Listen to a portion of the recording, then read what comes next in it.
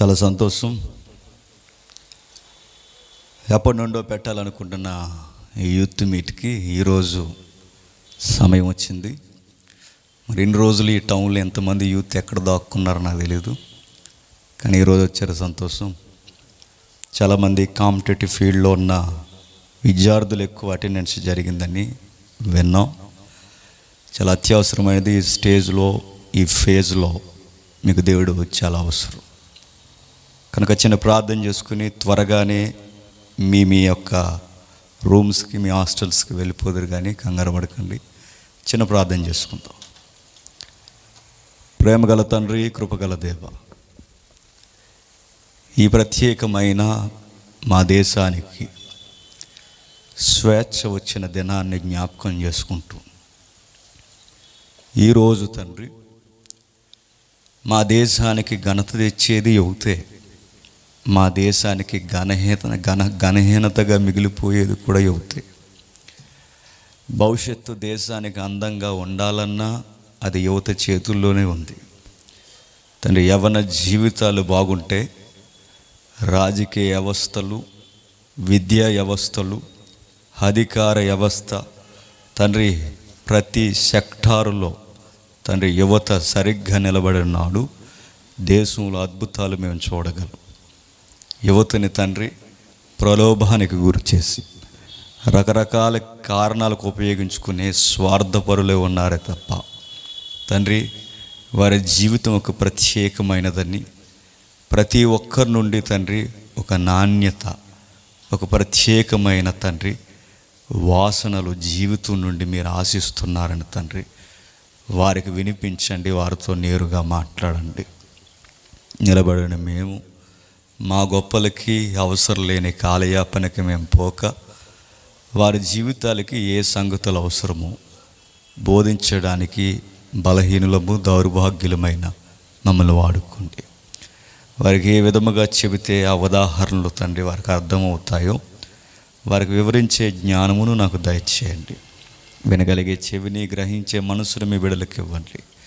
వచ్చిన వారెవరు తండ్రి ఏదో వచ్చాము వెళ్ళామని కాకుండా ఇవి మా జీవితానికి సంబంధించిన సత్యాలు అని గ్రహించున్నాడు తండ్రి.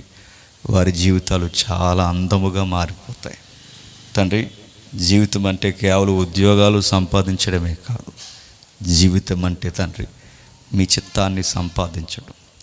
అది ఎరిగితే మా జీవితంలో అన్నీ బాగుంటాయి. ఆ విషయాన్ని, ఆ సున్నితమైన సంగతిని వారి గుండెల్లో చొప్పించడానికి నన్నును వారిని సిద్ధపరుస్తారని కోరుతూ క్రీస్తున్నామని ప్రార్థన సమర్పిస్తున్నాము తండ్రి.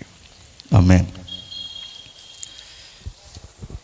కొన్ని విలువైన సంగతులు జాగ్రత్తగా విందాం. నా వాయిస్ చివరి వరకు వినబడుతుందా? చివరి వరకు చిన్న మోగజేగ చేయండి. ఓకే.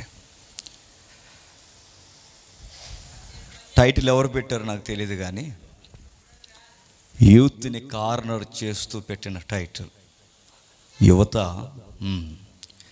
నీ జీవితం విలువ నీకు తెలుసా? కానీ మనం అనుకుంటాం మాకు తెలుసు అని, కానీ నేను అంటున్నాను మనకేమీ తెలియదని. మీరు కావాలంటే చూడండి, ఒక లైన్ని ఒక ప్రశ్నగా మీ మీద సంధిస్తే మీ దగ్గర ఆన్సర్ ఉండదు. ఒకప్పుడు దేవుడు తెలియనప్పుడు నా దగ్గర కూడా ఆన్సర్ లేదు. ఇదే టౌన్లో కాంపిటేటివ్ బుక్స్ పట్టుకుని సైకిల్ తొక్కుకుంటూ ఇదే జేఎన్టీ యూనివర్సిటీలో 5km బదులు 10km వేస్తూ పరిగెట్టినోడు నేను. మీరు జాయిన్ అయిన యూనివర్సిటీలన్నీ తిరిగినోడు నేను. నాకు కూడా అప్పటికి తెలియదు లైఫ్ మీనింగ్. నా జీవిత పరమార్థం నాకు ఎప్పుడు అర్థం అవ్వడం స్టార్ట్ అయిందంటే నాకు దేవుడు అర్థమైన తర్వాత అర్థం అవ్వడం స్టార్ట్ అయింది. మీరు తక్కువ, నేను ఎక్కువ అని చెప్పడానికి కాదు, మనం అందరం ఒక్కలాగే ఉండాలన్నది దైవేచ్ఛ. ప్రశ్న, సొసైటీలో ఈరోజు మన భారతదేశంలో 75 ఏళ్ళు గడిచిపోయాయి. ఎంత? 75 సంవత్సరాలు. ఈ 75 సంవత్సరాల్లో మనం ఏమి నేర్చుకున్నామంటే స్టాండర్డ్ జీకే నేర్చుకున్నాం. ఇంకా ఏమి నేర్చుకున్నామంటే కరెన్సీ ఎన్నిసార్లు ఎవరెవరు మార్చారో నేర్చుకున్నాం. ఇంకా ఏమి నేర్చుకున్నామంటే జెండా కనబెట్టిన ఆ పెంగలి ఆయన ఎవరో నేర్చుకున్నాం. ఎన్ని రంగులకి ఏ అర్థాలు ఉన్నాయో నేర్చుకున్నాం. జాతీయ జెండా మొదలుకొని ప్రతిజ్ఞ వరకు ప్రతిదీ మన దేశాన్ని గురించి నేర్చుకున్నాం. Very good. స్వతంత్ర సమర యోధులలో అతివాదులు ఎవరు, మితవాదులు ఎవరు, ఇవి కూడా నేర్చుకోవాలి కూడా. మన నైసర్గిక స్వరూపం ఏంటో, ఏ ఏరియాలో ఏ పంటలు పండుతాయో, ఏ నేల ఎక్కడుందో, నల్ల రేగడి, ఎర్ర రేగడి, ఎక్కడెక్కడ ఏ బంజరు భూములు ఎక్కడున్నాయో ప్రతిదీ నేర్చుకున్నాం. సైన్స్ నేర్చుకున్నాం, జాగ్రఫీ నేర్చుకున్నాం, హిస్టరీ నేర్చుకున్నాం. కానీ నేర్చుకున్నది ఏంటి చెప్పిన, మన లైఫ్లో నేర్చుకోవాల్సినవి నేర్చుకోకుండా పనికి మాలి నేర్చుకుంటున్నాం. ఇప్పుడు చెప్పినవన్నీ పనికి మాలి అని నా ఉద్దేశం కాదు. ఆ సబ్జెక్టు కాకుండా మన జీవితానికి అవసరం లేని కొన్ని విషయాలు మనం నేర్చుకుంటున్నాం. మీరు ఆలోచించండి. సమాజాన్ని ప్రభావితం చేయాల్సిన వ్యక్తులుగా ఉన్న మనమే కొన్ని విషయాలకి చెప్పండి ప్రభావితం చేయబడుతూ వాటికి లోబడిపోతున్నాం. మరలా నా మాట, ప్రభావితం చేయవలసిన మనమే కొన్ని ప్రలోభాలకి మనం గురవుతున్నామంటే నమ్మగలరా? మీకు ఫన్నీగా ఉంటాయి కానీ అవి రియల్ ఎగ్జాంపుల్స్. మీరు వినండి. మనం ఎలా బతుకుతాం తెలుసా? టీనేజ్ నుంచి ఎప్పుడు మనకి పేపర్ చదవాలని ఉండదు. చదువుతాం పేపర్, మనం పుస్తకాలే చదవం, మనం పేపర్లు చదువుతాం, న్యూస్ పేపర్ చదవం. కానీ ఒక టైం వచ్చేసరికి మనకి న్యూస్ పేపర్ చదవాలనిపిస్తుంది. ఎందుకో చెప్పనా? అందరూ చదువుతున్నారు కనుక చదువుతాం. స్వతహాగా ఆ ప్రభావం నాలో నుంచి రాదు. చెప్పండి, ఎదుటోడు చేస్తున్న దాన్ని బట్టి నేను నేర్చుకుంటాను. ఇక్కడ చదవకపోతే బాగోదని పక్కోడు సీరియస్గా పేపర్ తిరగేస్తే మనకు నచ్చదు, కానీ తిరగేసి మధ్య పేజీకి వెళ్తాం. ఆ మధ్య పేజీలో ఏముంటుందో మనకు తెలుసు. ఏముంటుంది? సుందరి. ఏ సుందరి? వసుంధర. అదో రకం పేపర్ అది. ఆ వసుంధర దగ్గరికి వెళ్ళిన తర్వాత కొన్ని విషయాలు మనం చదువుతాం, కొన్ని విషయాలకి మనం ప్రభావితం అవుతాం. మెల్లమెల్లగా తెలియకుండానే వాటికి సంబంధించిన విషయాలు మన బుర్రకెక్కించుకోవడం స్టార్ట్ చేస్తాం, వాటిని నేర్చుకోవడం స్టార్ట్ చేస్తాం. అక్కడ చూస్తున్న ఇమేజెస్, క్యారెక్టర్స్, ఆ నవల లేదా ఆ రచన ఏదైతే ఉందో వాటిని చూసి అలా ఉండాలని మన ప్రాక్టీస్ మొదలెడతాం.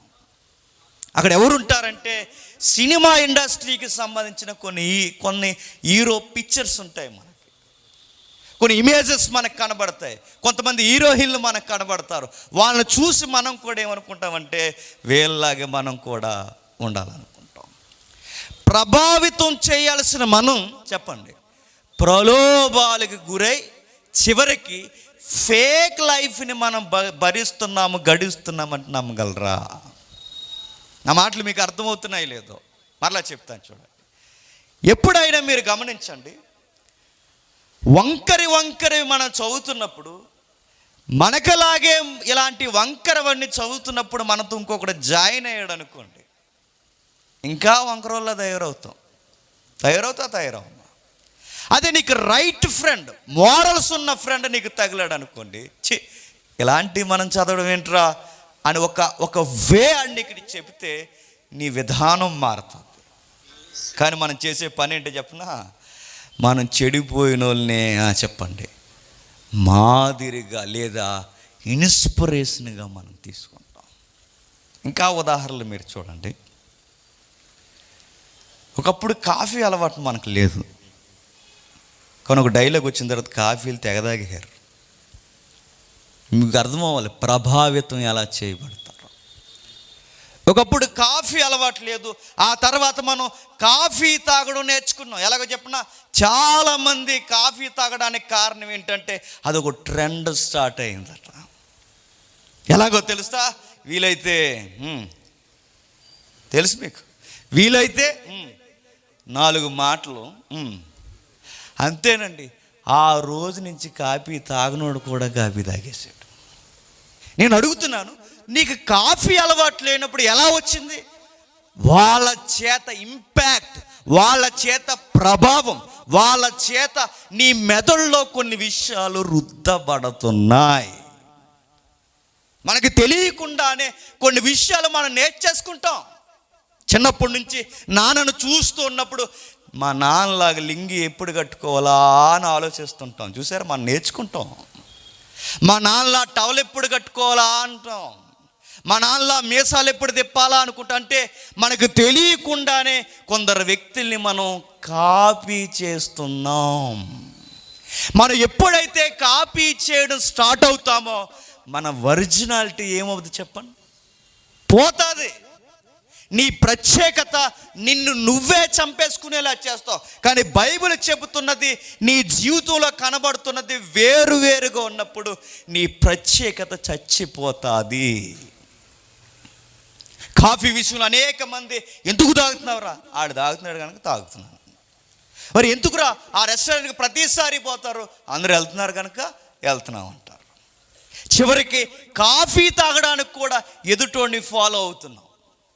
న్యూస్ పేపర్ చదవడానికి ఎదుటోడిని ఫాలో అవుతున్నాం. వాడు చేస్తున్నాడు కనుక చేస్తున్నాం. కొంతమంది డ్రెస్ కోడ్ మెయింటైన్ చేస్తారు. ఆడు షాపింగ్కి వెళ్ళిన తర్వాత నాకు పలానా కలర్ కావాలండో, ఆ సినిమాలో చెప్పండి ఆ హీరో అది వేసుకున్నాడు ఇలా సైడ్ జిప్పు, అది కావాలి నాకంటే. కాపీ పేస్ట్ అన్నమాట. ఆ సినిమాలో అదే ఆ హీరో వెనకాల సిరిగిపోయిన ప్యాంట్ వేసుకున్నాడు కదా, అది కావాలి నాకు. నేను అడుగుతున్నాను, నువ్వు ప్రత్యేకముగా ఉండాల్సిన వ్యక్తివైతే నువ్వు ఎవడో వేసుకున్నవి నువ్వు వేసుకోవడం ఏంటి? సిగ్గు అనిపించట్లేదు? కాపీ చేస్తున్నాను అనిపించట్లేదు? నా ఒరిజినాలిటీ పోతుంది అనిపించట్లేదు? ఏ రోజు నీ మనసు నన్ను ఫాలో అవ్వాల్సింది పోయి నేను ఎవరినో ఫాలో అవడం ఏంటి? నాకు తెలియకుండానే నా స్వేచ్ఛా జీవితాన్ని ఒకడికి బానిసర్కంగా నేను చొప్పిస్తున్నానని ఏ రోజు నీకు లాజికల్ థింకింగ్లో అనిపించలేదా? స్వతంత్రం వచ్చిందో లేదో తర్వాత విషయం, దేశానికి స్వేచ్ఛ వచ్చిందో లేదో తర్వాత విషయం, కానీ నువ్వు చాలా విషయాలకి బెండ్ అయిపోయి బతుకుతున్నావు. కప్పు కాపీ ఎదుటోడు తాగుతున్నాడు అని తాగుతున్నావు. వేసుకునే చొక్కా ఆడికి లాంటి చొక్కా కావాలంటున్నావు. చివరికి వాడికి లాంటి ప్యాంట్ కావాలంటున్నావు. చివరికి తినడానికి రెస్టారెంట్కి పోతే కడుపు నిండా తినడం మానేశారట స్టూడెంట్స్. కడుపు నిండా తినడం ఎందుకు తినరా అంటే బిర్యానీలు సీరియస్గా ఆర్డర్ ఇస్తారట. అప్పుడప్పుడు చూడండి ఉన్నాయిగా మెయిన్ రోడ్లో బిర్యానీలు సీరియస్గా ఆర్డర్ ఇచ్చినప్పుడు అక్కడికి వెళ్ళిన తర్వాత ఈ మధ్యకాలంలో పోయే కాలం స్నేహాలు వచ్చాయి. ఆడవాళ్ళు మగవాళ్ళు ఒకరు ఎదురు కూర్చుంటే ఇంకేం తింటారు? స్టైల్గా తింటారు. అది ఎవరు లేకపోతే 2 ప్లేట్లు తినేసి కూడా ఆవిడ ఎదురుకుంది కాబట్టి చెప్పండి టిఫిన్ చేసినట్టు చేస్తాడు, ఇలా నైస్గా మొత్తం చేస్తాడు. చూడు, ఇక్కడ కూడా తిండి కూడా ఎలా తినాలంటే అలా తినాలని తిండి దగ్గర కూడా ఇంకొకరిని కాపీ చేస్తున్నాం. ప్రతిదీ ఒరిజినాలిటీ పోతుంది. చూడండి, ఒకడు అలా తింటూ సగం బిర్యానీ తిని సగం థమ్సప్ తాగి వదిలేసాడట. రే, బిర్యానీ ఆర్డర్ ఇచ్చి పూర్తిగా తినకుండా సగం అలా కోడి గెలికినట్టు గెలికి సగం థమ్సప్ తాగి అలా వదిలేసేవేంట్రా అని అడిగితే ట్రెండ్రా అన్నాడట. ట్రెండ్ ఏంటో తెలుసా? బిర్యానీ పూర్తిగా పెట్టుకుని సగం తిని సగం వదిలేడు ట్రెండ్ అట. సగం థమ్సప్ తాగి సగం థమ్సప్ వదిలేడు ట్రెండ్ అట. కొనుక్కున్నవి ఇసిరేసుకోవడం ట్రెండ్ అట. చూసారా, ఇవన్నీ ఎలా వచ్చారంటే అందరూ అలా చేస్తారు కనుక మనం అలాగే చేయాలరా అన్నారట. చూసారా, ఎవరినో చూసి కాపీ ప్రతీది కాపీ పేస్ట్ కొడుతున్నాం మనం. బతుకంతా వాడిని చూసి వీడిని చూసి అలా చూసి ఎవరినో కాపీ చేస్తే నువ్వన్నది ఒక రోజుకి చచ్చిపోతావు. బైబిల్లో ఏమని రాయబడిందో తెలుసా? యువర్ యూనిక్ అని ఉంది బైబిల్లో. నువ్వు ప్రత్యేకం. నువ్వు ఎంత ప్రత్యేకం అంటే నీకున్న ఫింగర్ ప్రింట్స్ ఇంకెవ్వడికి యూనివర్స్లో ఉండదు. నీకున్న డిఎన్ఏ, ఆ డిఎన్ఏ ఏదైతే ఉందో ఇక ఈ ప్రపంచంలో ఎవడికే ఉండదు. ఆశ్చర్యపోయే సంగతి ఏంటి చెప్పిన, అసలు నీలాంటోడు ఈ ప్రపంచంలో ఇంకొకడు లేడు. నువ్వే యూనిక్, నువ్వే ప్రత్యేకం. నీకంటే ఒక సెపరేట్ ఇమేజ్ ఉన్నప్పుడు నువ్వు పోయి ఇంకొకటి కింద నువ్వు ఆడిని కాపీ కొట్టడం ఏంటి? బైబిల్ చెప్తుంది నువ్వు దైవ స్వరూపం, గాడ్స్ ఇమేజ్. బైబిల్ స్టార్ట్ అవడమే మానవ ఉనికిడి కోసం ఏం చెప్పిందంటే నువ్వు సాక్షాత్తు దైవ స్వరూపం. ఎక్కడుంది? ఆదికాండం 1వ అధ్యాయం చూద్దాం. ఆదికాండం 1వ అధ్యాయం, ఆదికాండం 1వ అధ్యాయం 27వ వచనం నుండి. దేవుడు తన స్వరూపమందు నరుని సృజించెను. దేవుని స్వరూపమందు వానిని సృజించెను, స్త్రీని గాను పురుషుని గాను వానిని సృజించెను. చూసారా, నేను ఎలా సృజించాడంటే ఒక ప్రత్యేకమైన శైలిలో ఆయన స్వరూపమందు నేను సృజించాను. నీకు ఒక జీవితాన్ని ఇచ్చి, నీకు ఒక ఆలోచన ఇచ్చి, నీకు ఇన్ని చేస్తే నువ్వు చేసే పని ఏంటంటే చివరికి నీ ఫేస్బుక్లో కూడా నీ మొహం పెట్టుకోవు.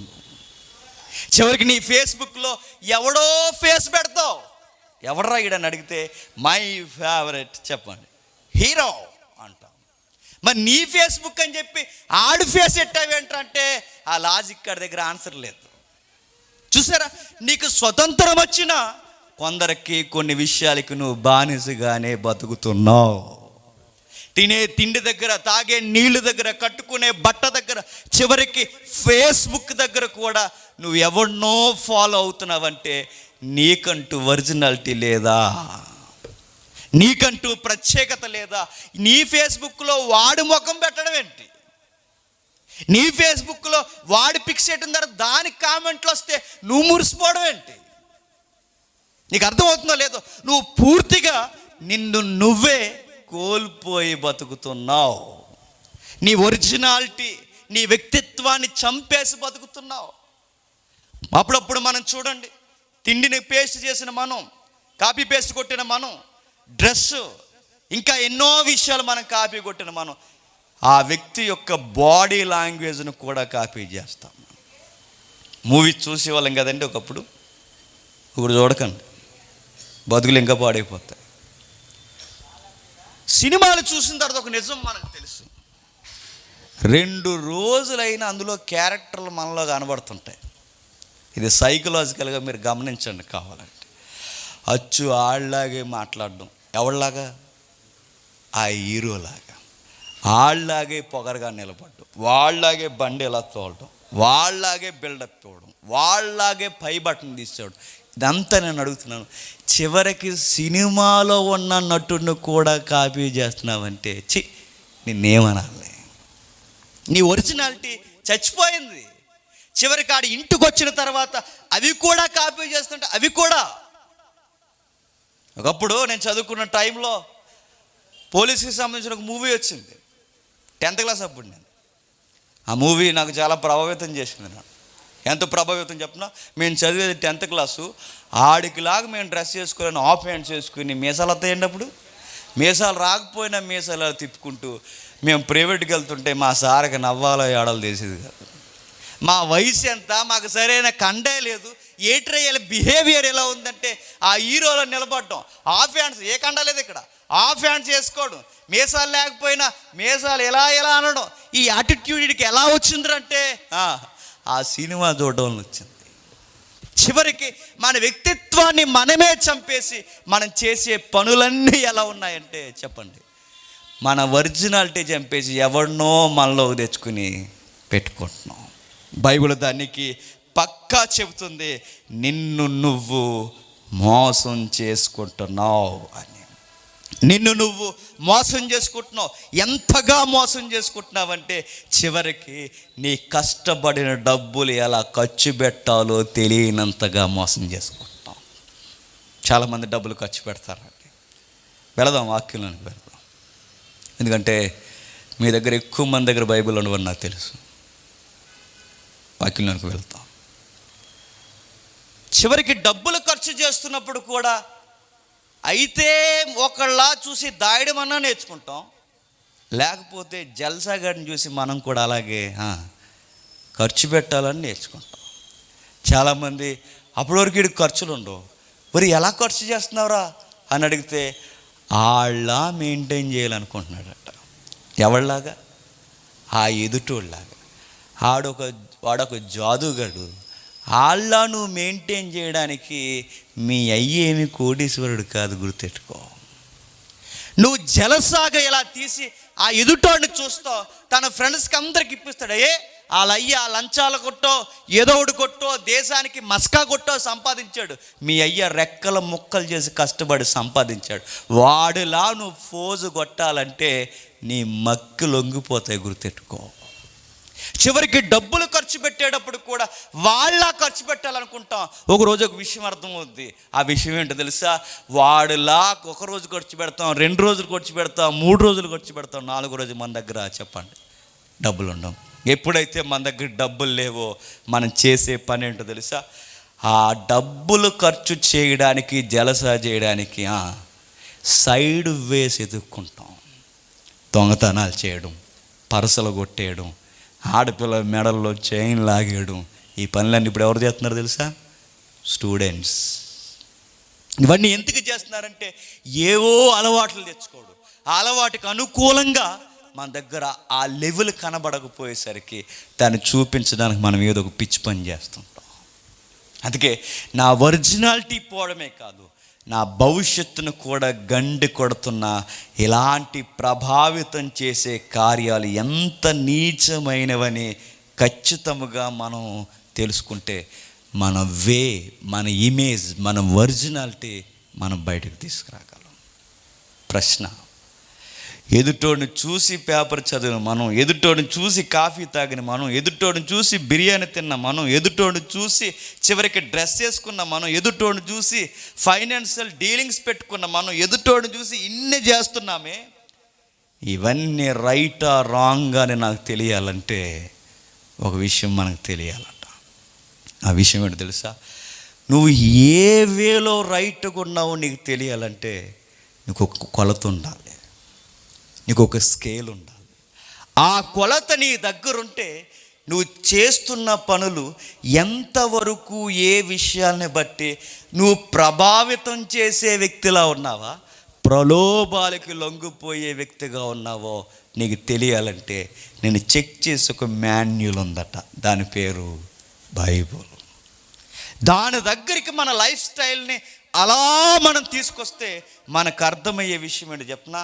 నేను అలా ఉన్నానో లేదో నన్ను అలా స్కాన్ చేసి నువ్వు ఫేకా ఒరిజినల్ నాకు చూపిస్తుందట. చూద్దాం ఒకసారి, చదువుదా వచనాన్ని. మొదటి అధ్యాయం 27వ వచనం. మొదటి అధ్యాయం 27వ వచనం. దేవుడు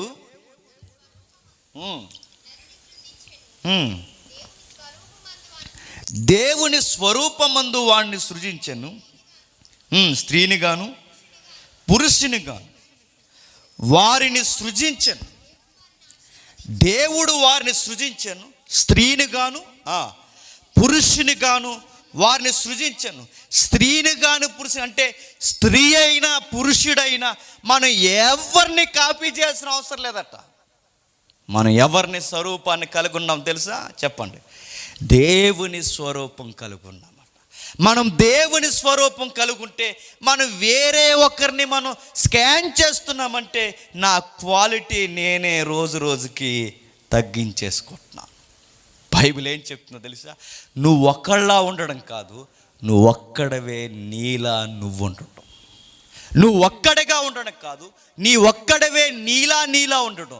నువ్వు పోయి వేరొకరిని కాపీ చేయడం కాదు. నాలా నేను ఉండాలి అంటే దేవుడు కోరుతున్న ఆ నాణ్యత నాకు ఎట్లా తెలుస్తుందంటే బైబిల్లో ఒక బ్యూటిఫుల్ ఎగ్జాంపుల్ ఇచ్చాడు. చూద్దాం ఒకసారి. కొరింథీయులకు రాసిన మొదటి పత్రిక, కొరింథీయులకు రాసిన మొదటి పత్రిక, అపోస్తుడైన పౌలు కొరింథీయులకు రాసిన మొదటి పత్రిక, అపోస్తుడైన పౌలు కొరింథీయులకు రాసిన మొదటి పత్రిక 15వ అధ్యాయం. కొరింథీయులకు రాసిన మొదటి పత్రిక 15వ అధ్యాయం 40వ వచనం నుండి, మరియు ఆకాశ వస్తు రూపములు కలవు, భూ వస్తు రూపములు కలవు. ఆకాశ వస్తు రూపముల మహిమ వేరు, భూ వస్తు రూపముల మహిమ వేరు. సూర్యుని మహిమ వేరు, చంద్రుని మహిమ వేరు, నక్షత్రాల మహిమ వేరు. మహిమను బట్టి ఒక నక్షత్రమునకును మరి యొక్క నక్షత్రానికి భేదము కలదు కదా. చెబుతున్న విషయం చూడండి, ఒక నక్షత్రానికి మరొక నక్షత్రానికి ఏముందట? భేదం ఉందట. సూర్యుడికి మిగిలిన ఖగోళంలో కనబడుతున్న గ్రహాలకి వేరియేషన్ ఉందట. నేను అడుగుతున్నాను, సూర్యుడికి మిగిలిన నక్షత్రాలకి లేదా సూర్యుడనే నక్షత్రానికి మిగిలిన నక్షత్రాలకి ప్రత్యేకత ఏముందంటే అక్కడ ఒక విషయం చెప్తున్నాడు చూడండి, తాముగా ఉండడమే వాటి ప్రత్యేకత. ఇప్పుడు ఒక మాట అడుగుతాను, చెప్పండి, సూర్యుడికి ఉన్న ప్రత్యేకత ఏంటి చెప్పండి? వెలగడం కాదు. సూర్యుడికి ఉన్న ప్రత్యేకత ఏంటి చెప్పండి? పెద్దగా ఉండడం కాదు. సూర్యుడికి ఉన్న ప్రత్యేకత ఏంటో తెలుసా? సూర్యుడు సూర్యుడిలాగే ఉండడం. చంద్రుడికి ఉన్న ప్రత్యేకత చంద్రుడు చంద్రుడిలాగే ఉండడం. నక్షత్రం నక్షత్రంలాగా ఉండడం. తన ప్రభావాన్ని తానే కలిగి ఉండడం. మనిషికి ఉండే ప్రత్యేకత ఏంటో తెలుసా? నువ్వు దేవుని స్వరూపం కలిగి ఉండడం. సూర్యుడు సూర్యుడిలా ఉంటే తనకి మహిమ అయితే, నక్షత్రం నక్షత్రంలా ఉండడం తనకి మహిమ అయితే, మనం దేవుని స్వరూపం కలిగిన మనం ఆ స్వరూపాన్ని కోల్పోగా ఉంటేనే చెప్పండి మనకి మహిమ, ప్రభావం. ఇతరులను ఎప్పుడు మనం ప్రభావితం చేయగలమంటే అందరూ చేసినట్టు చేసినప్పుడు కాదు, నీకు దేవుడు ఏది ఇచ్చాడో అది మాత్రమే చేసినప్పుడు నువ్వు ప్రత్యేకమైన వాడు. మనం ఏమనుకుంటామంటే అందరూ ఏది చేస్తే అదే చేస్తున్నాం అనుకుంటాం, అందరూ ఏది జరిగిస్తే అదే జరిగిస్తాం అనుకుంటాం. నేను అడుగుతున్నాను ఒక మాట, అందరూ ఒకటే చేస్తే అందరికి అన్ని మైండ్లు ఎందుకు? ఒక మైండ్ సరిపోదా? అందరికి అన్ని మైండ్లు అవసరం లేదు. అందరూ ఒకే పని చేస్తే ఒక్క మైండ్ చాలు. కానీ ఇన్ని మైండ్ సెట్లు దేవుడు ఇచ్చాడంటే ఎవరి ప్రత్యేకత వారిదే, ఎవరి ఇమేజ్ వాళ్ళదే, ఎవరి ఎక్స్ప్రెషన్ వాళ్ళదే, ఎవరి ఉనికి వాళ్ళదే. మనం ఎవరినో కాపీ చేయాల్సిన అవసరమేమీ లేదు.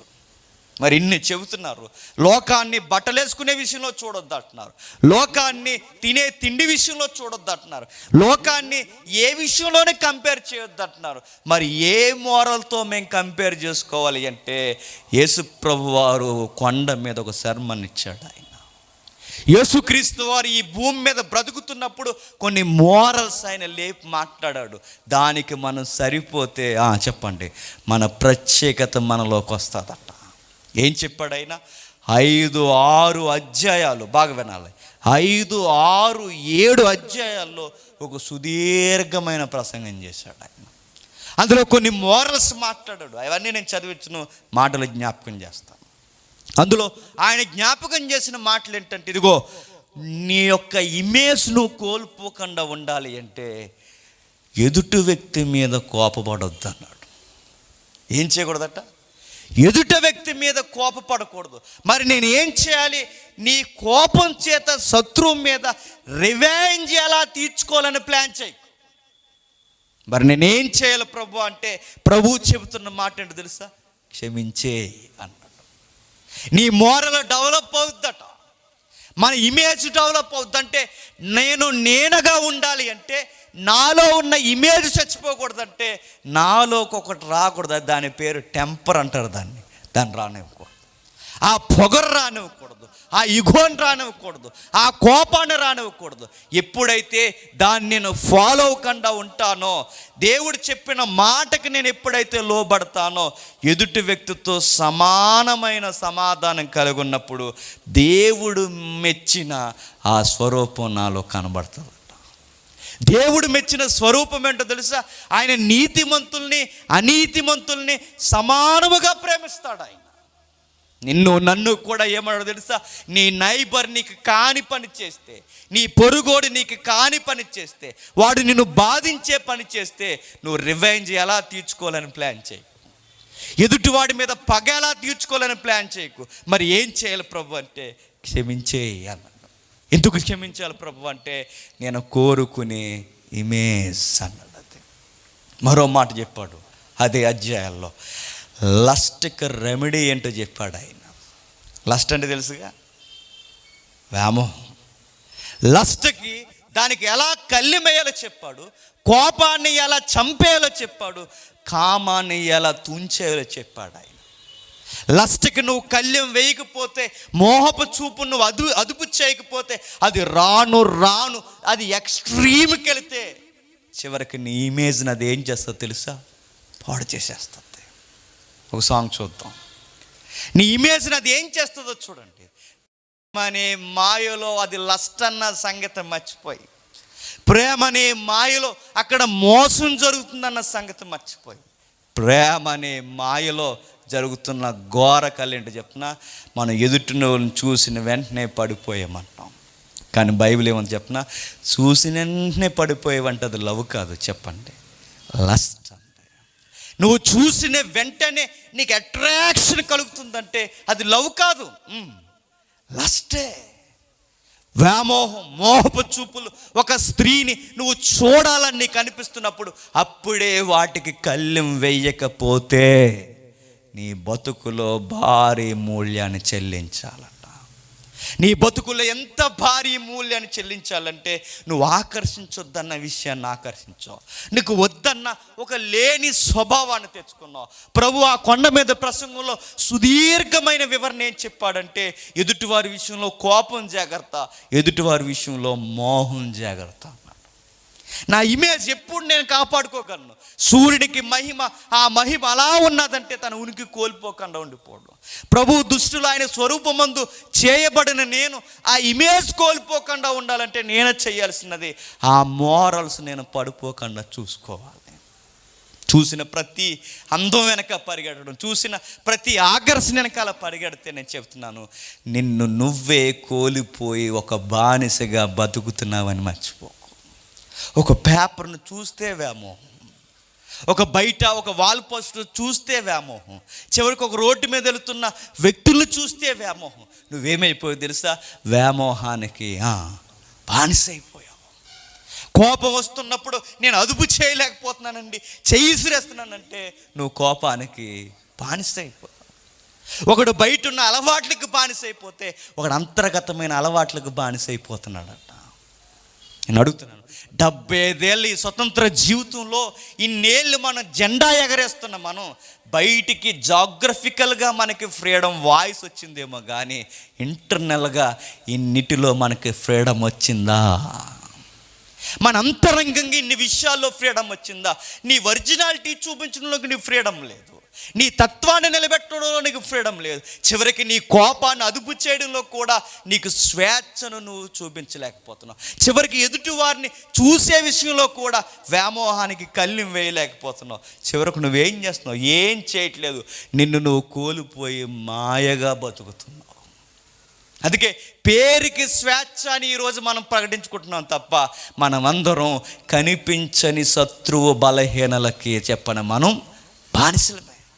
శత్రువు బలహీనతలకి మనం బానిసలమే. మనకి స్వేచ్ఛ రాలా, మనకి స్వేచ్ఛ వచ్చిందని అనుకోవడం అది మన అమాయకత్వం. కోపం ఎలా ఉండకూడదో చెప్పాడు, పాపం ఎలా చేయకూడదో చెప్పాడు, చివరికి ఆయన చెబుతున్నది ప్రేయర్ ఎలా చేయాలో కూడా చెబుతాడు. ఆయన చేయాలి. చివరికి ఆర్మ్స్ గివింగ్, ఎదుటివాడికి ధర్మ కార్యాలు లేదా ఎదుటివారికి పంచిపెట్టడాలు, ఈ ఉపకార్యాలు ఏవైతే ఉన్నావో అవి కూడా ఎలా చేయాలో చెప్పాడు నాకు. ఒక్కటి రెండు కాదు, ప్రతి విషయాన్ని చెప్పుకుంటూ వెళ్ళిపోతూ ఆయన అన్న చివరి మాట ఏంటి చెప్పిన, ఈ నా మాటలు విని దాని ప్రకారము ప్రవర్తించువాడు బండ మీద తన ఇల్లును కట్టుకున్నవాడు. ఒరిజినాలిటీ చెప్తున్నాడు చూడండి. మీరు వీటిని ఫాలో అవుతే, నా మాటలు మీరు ఫాలో అవుతే, మీ కోపాన్ని, మీ వ్యామోహాన్ని, మీ ప్రేయర్ లైఫ్ని, ఏవేవైతే మీ వ్యక్తిగత రహస్య జీవితాల్లో ఇలా ఉండాలని నేను చెప్పానో వాటి ప్రకారం నన్ను ఫాలో అవుతే, నా మాటల ప్రకారం మిమ్మల్ని మీరు కట్టుకుంటే మీ లైఫ్ బండ మీద కట్టిన లైఫ్ అవుతుంది అన్నాడు. ఒకవేళ మీరు అలా నేను చెప్పిన మాటల ప్రకారం మిమ్మల్ని మీరు కట్టుకోకపోతే మీరు ఇసుక మీద చెప్పండి ఒక ఫేక్ ఇమేజ్ నిలబెట్టుకుంటున్నారని మాత్రం మర్చిపోకండి అన్నట్టు ఆయన. నేను అడుగుతున్నాను, ఈయన చెప్పినట్టుగా ఇక్కడ ఎవ్వరు మనం లేకపోయినా మనం బండ మీద వేసుకున్న పునాదులా లేవు చెప్పండి, ఇసుక మీద వేసుకున్న పేక మేడల్లాంటి ఇమేజుల్లో బతుకుతున్నాం మనం. అందుకే చూడండి, ఏవైతే వద్దన్నాడో అవన్నీ మనం చేస్తాం. డబల్ లైఫ్ మనదే. కాపీ పేస్ట్ చేయండి చెప్పిన, కాలేజీకి వెళ్తే ఒక బాడీ యాటిట్యూడ్ ఉంటుంది, బయటకు వస్తే మరొక బాడీ యాటిట్యూడ్ ఉంటుంది, చర్చ్కి వచ్చామనుకోండి బిలీవర్ యాటిట్యూడ్ ఉంటుంది. ఎక్కడికక్కడే చూడండి, ఇక్కడుంటే ఎలా ఉండాలని, అక్కడుంటే అలా ఉండాలని, ఇక్కడుంటే ఎలా ఉండాలని. నేను అడుగుతున్నా, ఇన్ని నటలు నీలోకి ఎలా వచ్చాయిరా? ఇన్ని నటలు నీలోకి ఎలా వచ్చాయి? ఈ లేనివన్నీ నువ్వు ఎలా అలవాటు చేసుకున్నావు అంటే నిన్ను నువ్వే ఒరిజినాలిటీ కోల్పోయి బతుకుతున్నావు. చివరికి చర్చ్కి వచ్చినప్పుడు ఇలా ఉండాలనుకుంటూనే ఆ గంట యాక్టింగ్ చేసి మనం వెళ్ళిపోతున్నాం. హోటల్లో సరైన ఒరిజినాలిటీ లేదు, బట్టల్లో ఒరిజినాలిటీ లేదు, మాట్లాడే విధానంలో ఒరిజినాలిటీ లేదు, ఎక్కడ ఒరిజినాలిటీ లేదు. మరి ఏముందంటే ఒక ఫేక్ గోల్డ్లా బతుకుతున్నాం మనం, అంతే, ఫేక్. చివరికి నా స్టడీలో కూడా ఒక ఒరిజినాలిటీ లేదు. మరి ఎక్కడుందరా నీ ఒరిజినాలిటీ అంటే నా ఒరిజినాలిటీని ఈ ప్రభావము చేత చంపేశాను. ప్రభావితం చేయాల్సిన మనమే చెప్పండి, ప్రలోభాలకి చెప్పండి బానిసలమైపోతున్నాం. ప్రభావితం చేసిన వాళ్ళు బైబిల్లో ఉన్నారా అంటే యూనిక్ పర్సనాలిటీస్ బైబిల్లో ఉన్నారు. ముగిస్తాను త్వరగా. ప్రభావితం చేసిన వ్యక్తులు బైబిల్లో ఉన్నారంటే ఉన్నారు. ఎవరో తెలుసా? యోసేపు. ఆయన స్టోరీ ఎన్నిసార్లు విన్నా చాలా కొత్తగా ఉంటుందంటే అదే ఒక సాంగ్ విందాం. ఏమంటాడో తెలుసా? ఒక ఆంటీ గారు ఉంటారు, చిన్న జాబ్ చేస్తుంటాడు. ఆయన ఎవరు? యోసేపు గారు. ఆ జాబు చేస్తున్నప్పుడు ఆవిడ బంపర్ ఆఫర్లు ఇస్తుంది. ఆవిడ యూనిక్ అంటే ఎలాగో తెలుస్తుంది చూడండి. ఆవిడ అందట, నీకు విషయం చెప్తాను, చేస్తావా? అంతే. ముందు చెప్పండి అన్నాడు. ఎవరు? యోసేపు. మనమైతే ఏమంటాం? ఇంక వెనక ముందు ఆలోచించం, చేసేద్దాం అంటాం మనం. కానీ యోసేపుని అడుగుతుంది చూడండి, ఇదిగో నిన్ను నేను లైక్ చేస్తున్నా అంతే. నైస్, వెరీ గుడ్ అని రిప్లై లైక్ ఇవ్వలేదు ఆయన. ఆయన ఏమని చెప్పినా డిస్లైక్ అన్నాడట. ఎవరు?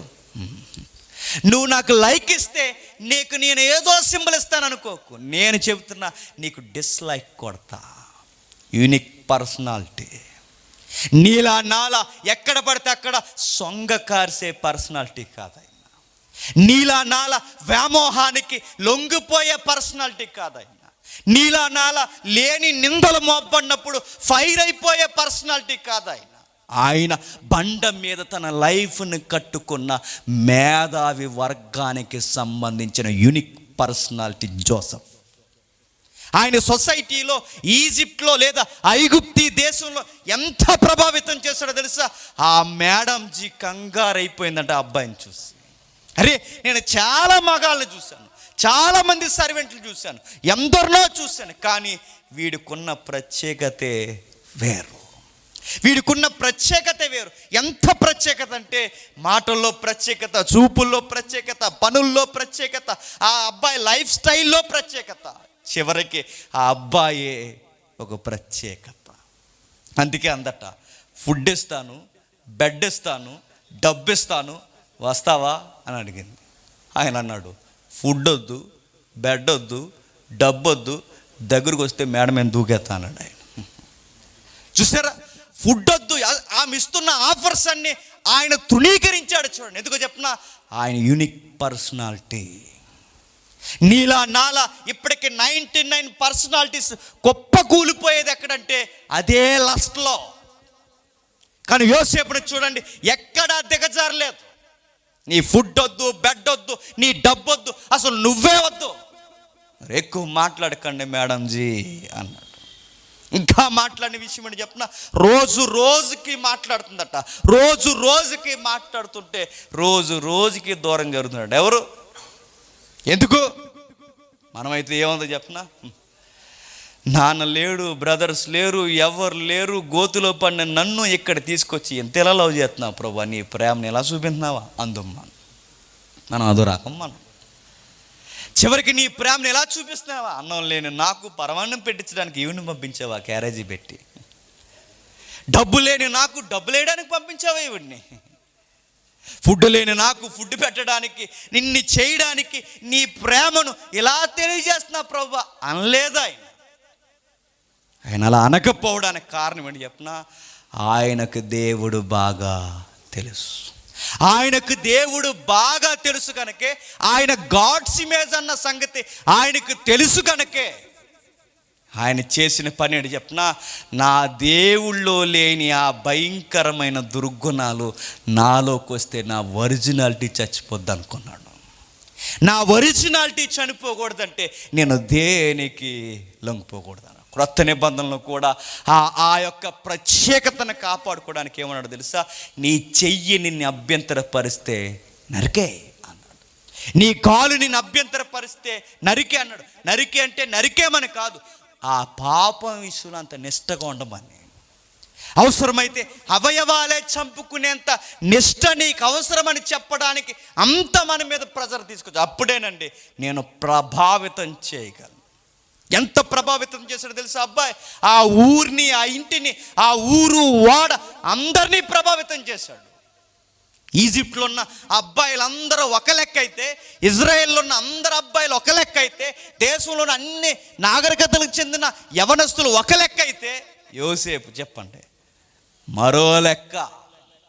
యోసేపుకున్న ఆ ప్రత్యేకత ఇన్ని వేల సంవత్సరాలు అయిపోయిన ఈ రోజుకి మనం చదువుకుంటున్నామంటే అది కదండి ప్రత్యేకత అంటే. నలుగురితో కలిసిపోయి నలుగురు చేసినట్టు చేస్తే అది ప్రత్యేకత కాదు. నలుగురు చేసింది చేయడం కాదు, నన్ను పుట్టించిన దేవుడు ఏది చెప్పాడో అది చేయడం ప్రత్యేకత. నన్ను పుట్టించిన వాడు నా నుంచి ఏ నాణ్యత కోరుతున్నా అది ప్రత్యేకత. ఆ అబ్బాయిలో ఉన్న గొప్ప కార్యం ఏంటంటే చివరికి యేసుప్రభు చెప్పిన ప్రసంగానికి ఆయన సరిపోతాడు. చూడండి, తన మీద నిందలు మోపి, భారం మోపి, తన మీద లేనిపోనివన్నీ పెట్టి చివరికి ఆయన్ని ముద్దాయిగా చిత్రీకరిస్తే ఆవిడనేమనలేదట. మరేమన్నాడంటే అలా తలదించుకుని వెళ్ళిపోయాడు. ఎందుకో చెప్పనా, తన శత్రువులను తను క్షమిస్తున్నాడు. తన ఒరిజినాలిటీ ఎలా కాపాడుకుంటున్నాడు చూడండి. ఈరోజు నన్ను ఇలా చేశారు, తర్వాత మీ సంగతి చూస్తాను అనలేదట ఎవరు, యోసేపుకున్న గొప్ప లక్షణం చూడండి. నిందలు మోపినా, భారం మోపినా ఆయన తలదించుకుని వెళ్ళిపోతున్నాడు. ఆయనలో ఉన్న గొప్ప సంగతి ఏంటో తెలుసా, ఆ విషయాన్ని ఆయన బయట పెట్టలేదు. ఎందుకు పెట్టలేదు చెప్పండి? పెడితే మరలా ఆమె కాపురం చేయగలదా? మిమ్మల్ని అడుగుతున్నాను నేను. ఏం జరిగిందో అసలు విషయం ఆయన బయట ఎడితే ఆమె కాపురం చేయగలదా? ఆ యజమానికి ఒక లెక్క ఉంది. ఆ లెక్క ఏంటో తెలుసు, ఇదిగో ఆ యజమాని ఇంట్లో ఏం జరుగుతుందో ఏం జరగట్లేదో అసలు యోసేపుని ఎప్పుడు అంత నమ్ముతాడట.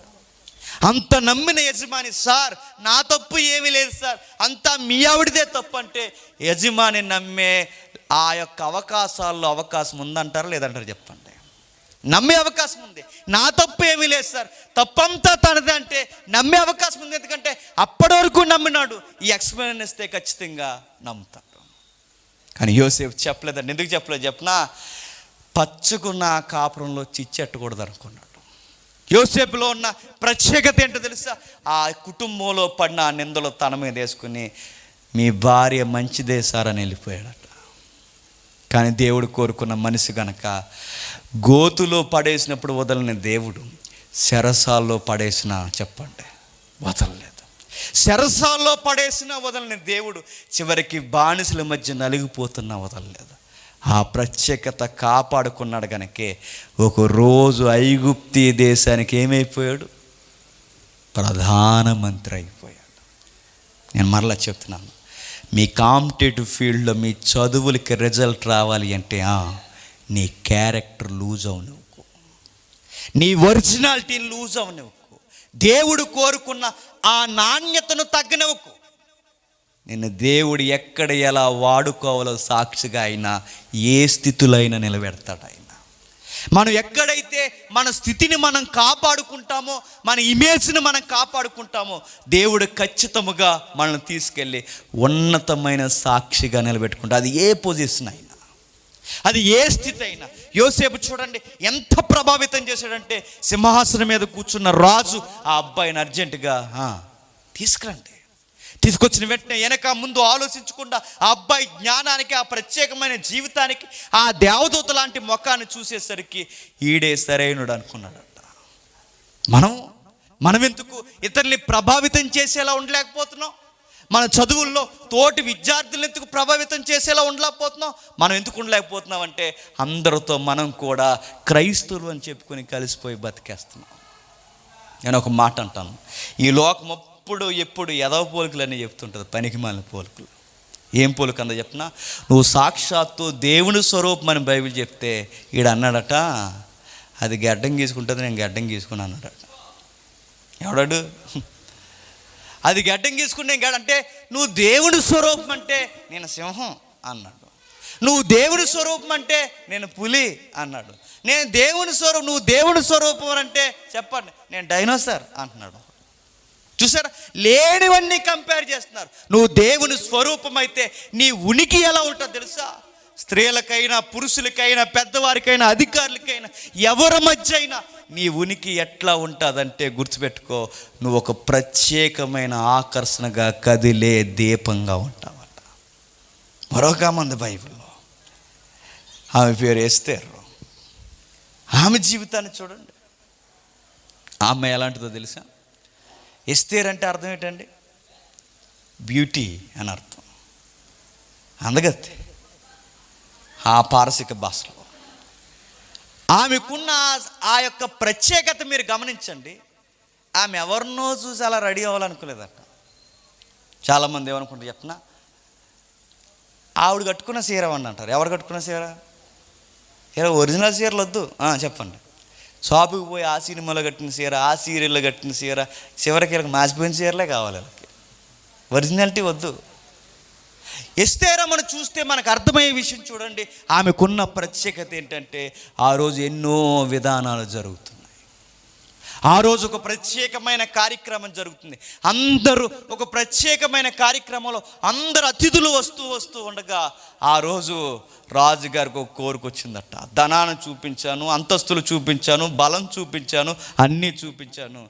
వచ్చిన అతిథులకి మా ఆవిడని కూడా చూపించాలనుకున్నాడు. ఎవరు? అదో రకమైన రాజాడు, అహస్వరస్. అందరినీ చూపించాలి, అలాగే నా భార్యను కూడా ఈ సొసైటీకి చూపించాలనుకున్నాడు. రమ్మన్నాడు, రానంది. మళ్ళీ రమ్మన్నాడు, రానంది. ఇంక రావద్దని చెప్పండి అన్నాడు. ఎవరు? ఆవిడ రానంది. అటు నుంచి అంటే అమ్మగారింటికి పంపించండి, ఇంకెప్పుడు రావద్దని చెప్పండి. ఆ టైంలో స్వయంవరం ప్రకటించారు. ఎవరికి? రాజుగారు. సెలక్షన్ జరుగుతుంది. సుమారు 120 దేశాల్లో సెలక్షన్ అలా జరుగుతుంది. ఎవరికంటే రాజుకి భార్య కావాలి, యునిక్ పర్సనాలిటీ కావాలి, రాజుకు ఒక ప్రత్యేకమైన ఒక తల్లి, ఒక స్త్రీ, ఒక కన్య కావాలి. ఎప్పుడైతే ఆ ప్రకటన జరుగుతుందో భారతదేశం మొదలుకొని కూసు దేశం వరకు 12 దేశాలు లేదా 120 సంస్థానాల నుండి అనేకమైన స్త్రీలను తీసుకెళ్ళిపోయారట. కానీ ఆశ్చర్యం ఏంటి చెప్పనా, 1 year కోర్సు జరిగిందంట. 6 months. కొన్ని రోజులు స్కిన్ వైట్ ఎలా పెరగాలో ఆ కోర్సు జరిగిందట. కొన్ని రోజులు డ్రెస్ కోడ్, కొన్ని రోజులు రకరకాల ఇలా ట్రైనింగ్ అంతా ఇచ్చిన తర్వాత ఆవిడందట, ఇవన్నీ నాకొద్దు, నేను నాకులాగే ఉంటాను. అది యూనిక్. నేను ఏదో లేనిది పూసుకుంటూ నేను కనపడను. నాకు ఎక్కువ అలంకరణ వద్దు, నేను ఎలా ఉన్నానో అలాగే ఉంటాను. న్యాచురల్ బ్యూటీ అండి. ఎవరు? ఎస్తేర్ అమ్మ. అందరూ తెగ సర్దేసుకుని అక్కడక్కడ వాళ్ళు ఎక్కడెక్కడ దొరికాయో ఇంకా అడిగి ఎడేసుకున్నారట. ముస్తాబు చేసుకునే ఉంటాయి కదండి. మీరు ఎస్తేర్ గ్రంథం చదవండి ఇంటికి వెళ్ళిన తర్వాత. ముస్తాబు చేసుకోవడానికి ఎవడైతే నపుంసకుడున్న అధిపతిని వాడిని అడిగి ఎక్స్ట్రా డ్రెస్ తెచ్చుకున్నాడట, ఎక్స్ట్రా ఆభరణాలు తెచ్చుకున్నారట, ఎన్నో లిప్స్టిక్స్ ఎన్నో తెచ్చుకున్నారు, ఫేస్ క్రీమ్స్ అన్నీ రాసుకున్నారట. రాజు అందరినీ చూసాడట. వీళ్ళంతా ఫేక్ అని అర్థమైందట. ఎవరికి? ఇది ఒరిజినాలిటీ కాదు, ఎందుకంటే వాళ్ళు పూసుకుని వచ్చేస్తున్నారు. అవన్నీ ఒరిజినాలిటీ కాకుండా అవన్నీ కోటికలు కట్టుకుని వస్తున్నారు. కానీ ఒక్క అమ్మాయి మాత్రం తను ఎలా ఉందో అలాగే సింపుల్గా నడుచుకుంటూ వస్తుందట. ఆ అమ్మాయిని చూశాడు.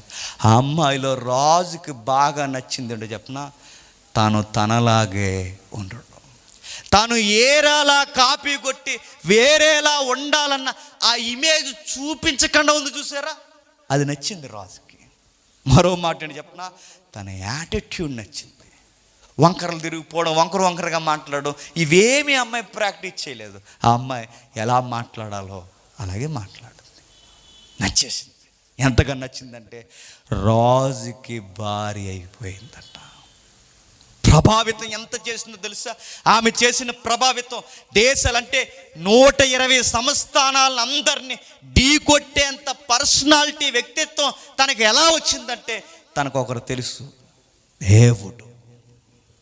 దేవుణ్ణి బట్టి తన వ్యక్తిత్వం ఏంటో తనకు అర్థమైంది.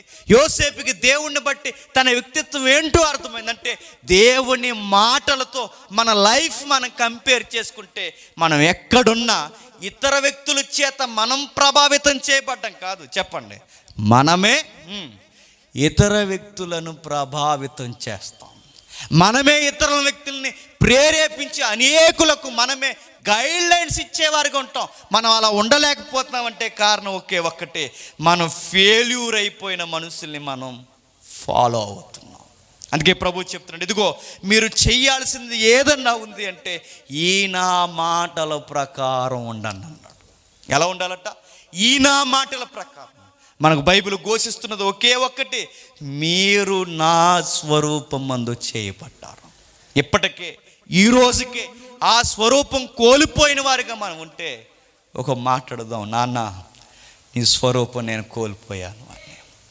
నాన్న నీ ఒరిజినాలిటీ, తండ్రి నీ ఒరిజినాలిటీ నేను కోల్పోయి బతుకుతున్నాను. చివరికి బట్టలు వేసుకోవడంలో, తినే తిండిలో కూడా నా ఒరిజినాలిటీ పోయి బతుకుతున్నాను. ప్లీజ్ మై డాడీ, నాకు కావాలి నీ ఒరిజినాలిటీ, నాకు కావాలి, నాకు మరలా ఇస్తావా? నాకు మరలా ఆ కావలసిన నువ్వు కోరుకున్న ఆ స్థితి నాకు కావాలి, నాకు మరలా ఇస్తావా? నేను ఎలా బతకాలో నాకు నేర్పిస్తావంటే ఆ దేవుడు ఎదురు చూస్తున్నాడు.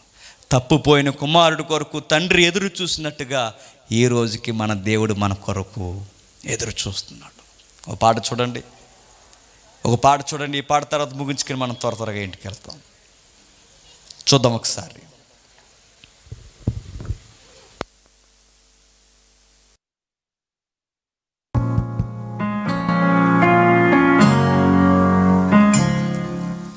లూకాసు వార్త ముగించుకుందాం.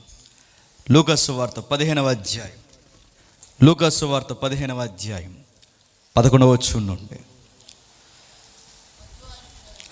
మరియు ప్రభు ఇట్లనెను, ఒక మనుష్యునికి 2 కుమారులుండ్రి, వారిలో చిన్నవాడు, తండ్రి ఆస్తులో నాకు ఇచ్చు భాగం ఇమ్మని తన తండ్రిని అడుగగా అతడు వారికి తన ఆస్తిని పంచిపెట్టించును. మనకు తెలిసే విషయం, చిన్న కుమారుడు ఏవేవో వ్యసనాలకి బానిస అయిపోయే స్నేహితులతో జలసా చేయాలని, తనకి ఫైనాన్షియల్ డీలింగ్స్ ఎలా పెట్టుకోవాలో తన తండ్రిని చూసి నేర్చుకోవాల్సిన అబ్బాయి జలసారాయిలతో తిరగాలనుకున్నాడట.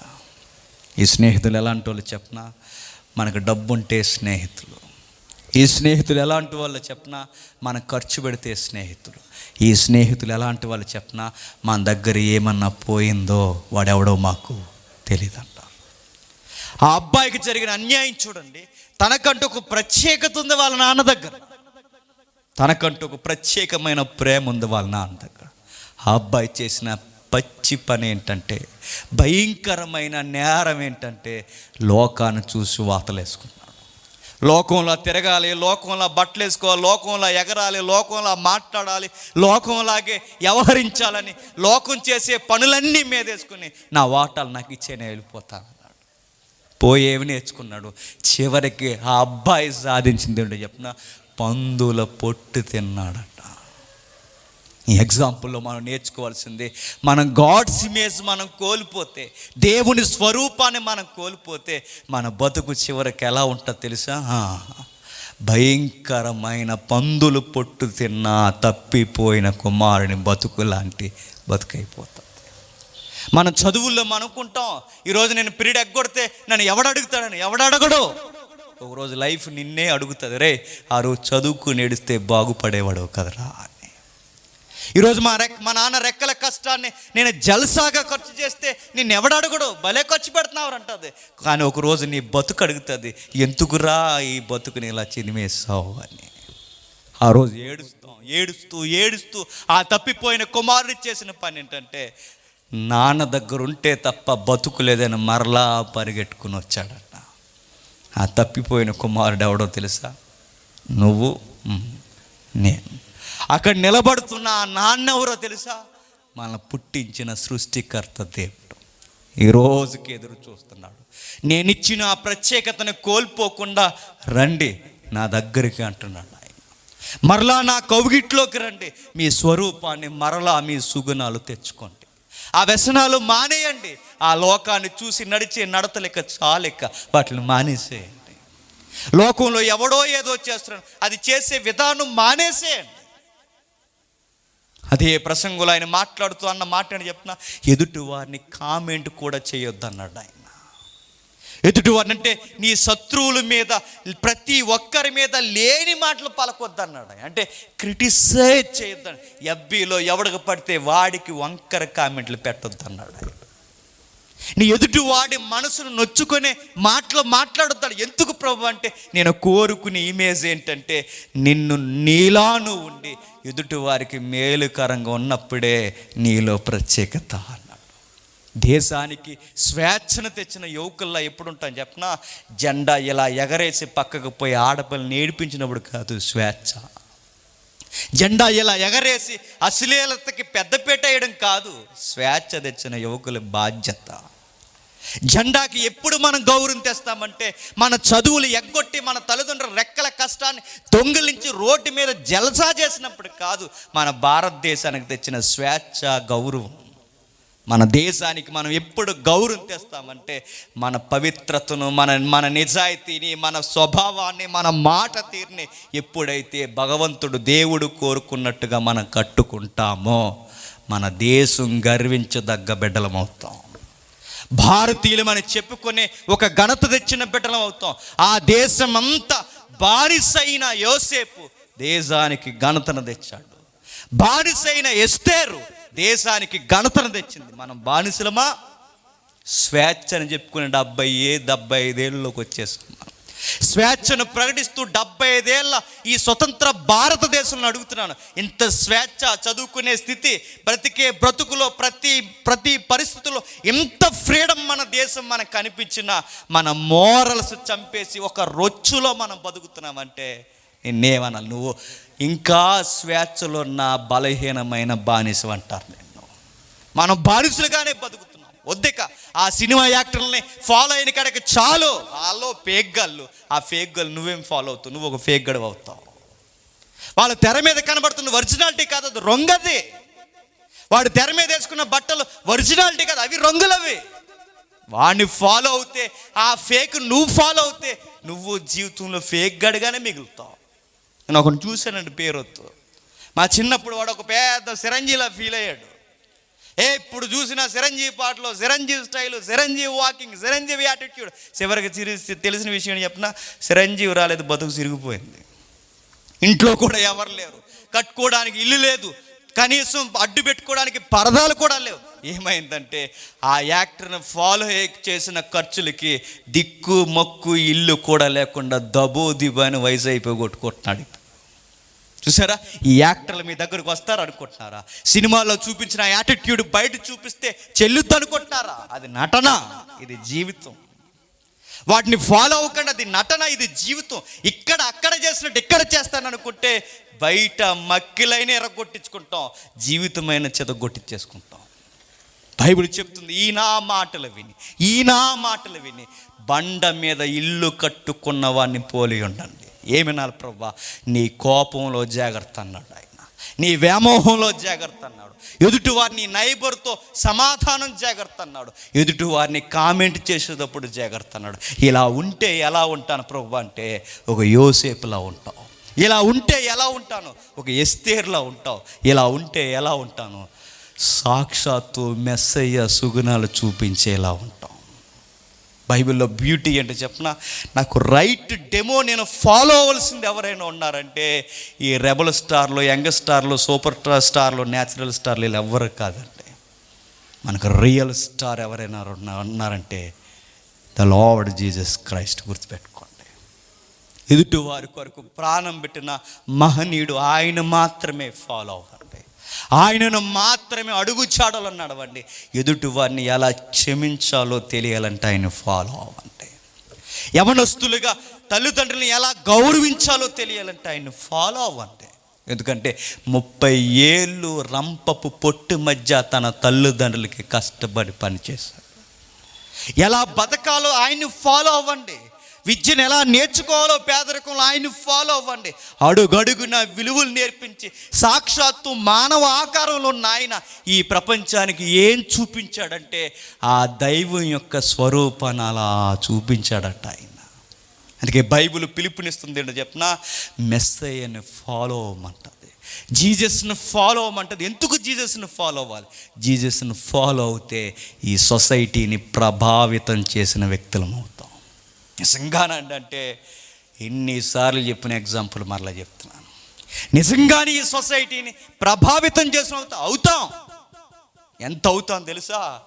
నోబెల్ ప్రైజ్ ఎలాంటిదండి? నోబెల్ ప్రైజ్ వచ్చిన వాళ్ళు మురిసిపోతారు. నోబెల్ ప్రైజ్ వచ్చినప్పుడు పేరు చరిత్రలో రాసేస్తారు. కానీ ఒకరోజు నోబెల్ ప్రైజే మురిసిపోయే ప్రభావితం చేసే వ్యక్తి ఒకరోజు డయాస్ మీదకి వచ్చింది. ఆమె పేరు మదర్ తెరీసా. మదర్ తెరీసాకి శాంతి ఇస్తున్నప్పుడు, లేదా మదర్ తెరీసాకి నోబెల్ ప్రైజ్ ఇస్తున్నప్పుడు నోబెల్ డయాస్ అన్న మాట ఏంటో తెలుసా? అమ్మా, నీకు నోబెల్ ప్రైజ్ ఇస్తున్నప్పుడు నువ్వు గొప్పదాను కాదు, నీ గొప్ప వ్యక్తిత్వం కలిగిన నీవు మా నోబెల్ని తీసుకోవడం వలన మా నోబెల్ ప్రైజ్కే గొప్పతనం వస్తుందని ఎంత ప్రభావితం చేసిన సొసైటీని. నోబెల్ డయాస్నే ప్రభావితం చేసింది. ఒకరా ఇద్దరా చెప్పండి? విలియం కేరీ రాత్రి చెప్పుకున్నాం. విలియం కేరీ ఈ సొసైటీ లేదా మన దేశాన్ని ఎంత ప్రభావితం చేశాడు. ఒక్కలా ఇద్దరా? క్రిస్టియన్ వాల్యూస్ ఎప్పుడైతే మనం ఫాలో అవుతున్నామో, ఆయన మాటల ప్రకారం ఎప్పుడైతే నడుస్తున్నామో, మన చదువుల్ని ప్రభావితం చేస్తాం, మన ఉద్యోగాలు ప్రభావితం చేస్తాం, మన సంసార జీవితాల్లో ప్రభావితమైన వ్యక్తులుగా ఉంటాం. ఈ టౌన్లో, ఈ ఊర్లో, నీ విద్యా వ్యవస్థలో ఎక్కడున్నా ఇతర వ్యక్తులను ప్రభావితం చేసే వ్యక్తులుగా ఉంటాం.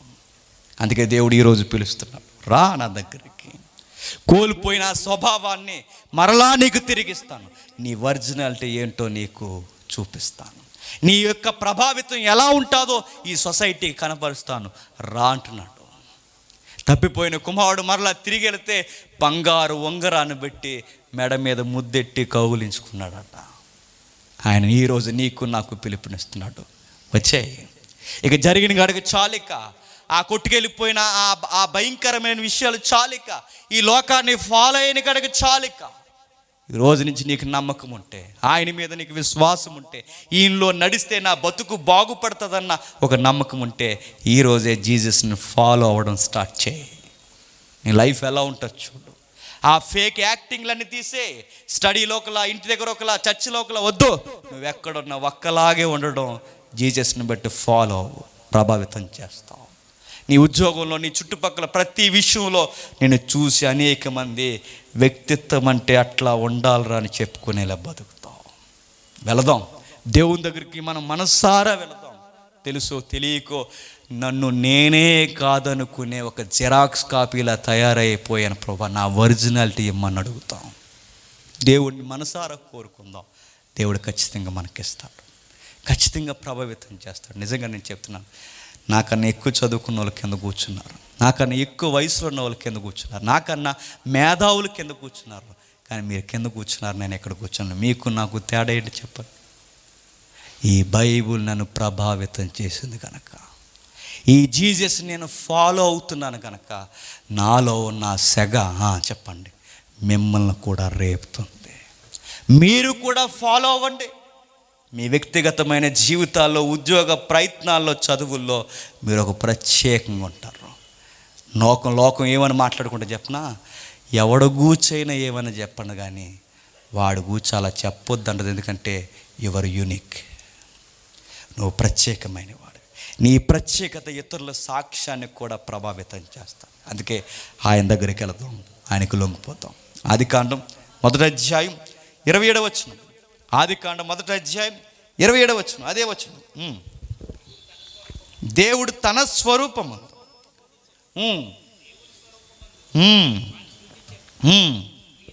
స్త్రీని గాను పురుషుని గాను వారిని సృజించాను.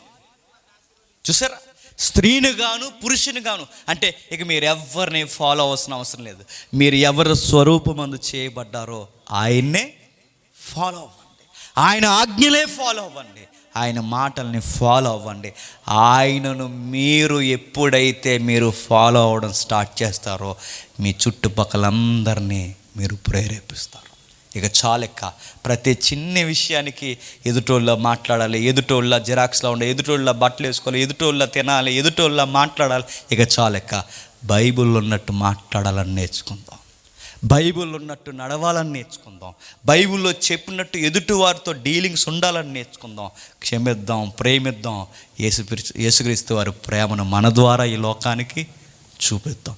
మన లైఫ్ మనం వెళ్ళిపోయిన తర్వాత కొందరినైనా లేదా కనీసం నా ఫ్రెండ్నైనా నేను ప్రేరేపించి నా దేవుని దగ్గర బలా అనే శబ్దానికి అర్హుడిగా నిలబడతాం. దేవుడు మిమ్మల్ని దీవించును గాక. ఆమేన్. ప్రార్థన చేసుకుందాం. ప్రేమగల తండ్రి, కృపగల దేవ, విలువైన ఘనమైన సంగతులు తండ్రి మాకు అందించారు. ఈ గంటన్నర వ్యవధిలో తండ్రి అందరికీ సంగతులు అర్థమయ్యే నాకు తెలియదు కానీ తండ్రి, ఈ పట్టణంలో తండ్రి మాకు ఇచ్చిన గడువు కన్నా కాలం దాటిపోయినా అనుకూలమైన సమయాన్ని ఇచ్చినందుకు మీకు స్తుతులు, స్తోత్రం. మా పరిసర ప్రాంతాల్లో చుట్టుపక్కల వర్షం పడుతున్నా అనుకూలమైన వాతావరణం దయచేసినందుకు మీకు స్తుతులు, స్తోత్రములు. తండ్రి మా చుట్టూ తండ్రి వ్యతిరేకమైన శక్తులు ఉన్న నిశ్శబ్దాన్ని మాకు అనుగ్రహించినందుకు మీకు స్తుతులు, స్తోత్రములు. ఎంతమంది యవనస్తుల్ని తండ్రి ఈ టౌన్ నుండి తండ్రి వారిని ప్రేరేపించి ఇక్కడికి తీసుకొచ్చినందుకు మీకు స్తుతులు, స్తోత్రములు. తండ్రి వారి వ్యక్తిగతమైన జీవితాల్లో ఈ 75 ఏళ్ల స్వతంత్ర జీవితంలో తండ్రి వారు ఎన్నిటికీ బానిసగా ఉన్నారో తెలియజేసినందుకు మీకు స్తుతులు, స్తోత్రములు. తండ్రి ఏది ఫాలో అవ్వాలో ఏది ఫాలో అవ్వకూడదో తండ్రి వారితో నేరుగా మీరు మాట్లాడినందుకు మీకు స్తుతులు, స్తోత్రములు. తండ్రి మీ పట్ల మీ భయభక్తుల్లో మీ ఆజ్ఞల్లో నడిస్తే దేశాన్ని ప్రభావితం చేసిన యోసేపులా ఉండాలని మాతో నేరుగా మాట్లాడినందుకు మీకు స్తుతులు, స్తోత్రములు. తండ్రి ఎస్తేరులా తండ్రి మా జీవితం ప్రత్యేకత కలిగి ఉంటే తండ్రి రాజు దర్బార్ని ప్రభావితం చేసే జీవితాలుగా మేము ఎలా ఉండాలో ఎస్తేరు ద్వారా మాతో మాట్లాడినందుకు మీకు స్తుతులు, స్తోత్రములు. తండ్రి ఎందరికి ఈ సంగతులు రుచించాయో, ఎందరికి అర్థమయ్యో నాకు తెలియదు తండ్రి. ప్రత్యక్షంగా పరోక్షంగా ఎన్నో విషయాలకి బానిసలుగా ఉన్న మేము తండ్రి ఈ నా మాటల ప్రకారం గైకొన్ని వాటి ప్రకారం నడిచిన వాడు బండ మీద తన ఇల్లుని కట్టుకున్న వాడిని పోలి ఉన్నాడన్న మాటకు మేము హక్కుదారులం అయితే మాకు నిజమైన స్వేచ్ఛ సత్యములో మాకు వస్తుంది తండ్రి. ఎవరైతే గ్రహించారో నాకు తెలీదు, ఈరోజే రాత్రే మారు మనసు పొందిన వారైతే తండ్రి ఈ నిజమైన ఈ దైవ వాక్యమని గ్రహించిన వారు తండ్రి చదివే మనస్సును కూడా వారికి దయచేయండి తండ్రి. మీ కుమారుని రక్షణ అనుభవంలోను కూడా వారిని తీసుకురండి. యవనస్తులు, లోకము, దుష్టుడు వారిని ఎంత ప్రభావితం చేసి వారి యొక్క ఒరిజినాలిటీని చెడగొడుతున్నాడో మాకు తెలుసు దేవా. దాని నుండి విమోచన దయచేయండి తండ్రి. ఈ లోకంలో ఉన్న అనేక తండ్రి నటించే అనేక వ్యక్తుల్ని ఫాలో అయ్యి ఇప్పటికే పతనమైపోయిన అనేక మనుషుల నుండి విడుదల దయచేయండి. ఈ మాయా సినిమాల నుండి తండ్రి, ఈ మాయా తండ్రి ఈ తిరుగుల నుండి ప్రతి విషయం నుండి తండ్రి విడుదల దయచేయండి. యవనస్తులందరినీ కట్టి స్థానిక సంఘంలో తండ్రి వారిని కలిపి బలోపేతం చేస్తారని కోరుతున్నాం. మా మాటలను మమ్ములను హేళన చేస్తూ ఈ రోజుకి తండ్రి ప్రత్యక్షంగా పరోక్షంగా మమ్మల్ని బాధకు గురి చేస్తున్న అనేక మంది సహోదరుని క్షమిస్తారని ఎదురు చూస్తున్నాం తండ్రి. మేము తిరిగి మరలా పోవచ్చుండగా మాతో మా అందరితో ఉండండి. ఈ ప్రేమ విందులో కూడా మా అందరితో తండ్రి మీ సహాయమును దయచేయండి తండ్రి. విన్న వారందరినీ మీ చేతులకు అప్పగిస్తున్నాం. తిరిగి మరలా వచ్చే ఆదివారం తండ్రి ఇదే ప్రాంతంలో మేము కలిసి మాట్లాడుకోవడానికి అనుకూలత దయచేస్తారని కోరుతూ క్రీస్తు నామని ప్రార్థన సమర్పిస్తున్నాం తండ్రి. Amen, amen, amen.